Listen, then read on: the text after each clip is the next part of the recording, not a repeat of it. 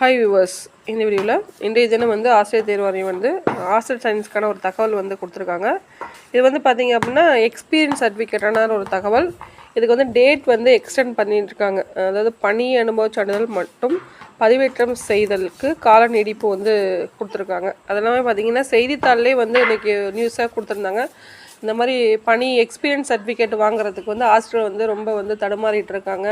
ரொம்ப அலக்கழிச்சிட்டு இருக்காங்க. ஒவ்வொரு இன்ஸ்டியூஷன் சரி, ப்ரெசண்ட்டாக ஒர்க் பண்ணுற காலேஜிலும் சரி, அகெயின் மற்ற காலேஜ்லேருந்து வேறு காலேஜில் மாற்றி இது மாதிரி இருக்கிற ஒரு சில காலேஜஸ்லாம் பார்த்திங்கன்னா மேக்ஸிமம் இது மெயின் இம்பார்ட்டன்ஸ் என்ன அப்படின்னா எல்லா காலேஜஸும் பார்த்திங்க அப்படின்னா இதுக்கு எக்ஸ்பீரியன்ஸ் சர்டிஃபிகேட் கொடுக்கறதுக்கு வெயிட் பண்ணி அது மாதிரி நிறைய விஷயங்கள் இருக்குது. ஸோ இதை பேஸ் பண்ணி பார்த்தீங்க அப்படின்னா நீங்கள் செய்தித்தாள் நியூஸே பார்த்தீங்க அப்படின்னா இந்த மாதிரி விஷயங்கள் பண்ண வேணாம் அப்படின்ற மாதிரி ஒரு தகவலுமே கொடுத்துருந்தாங்க.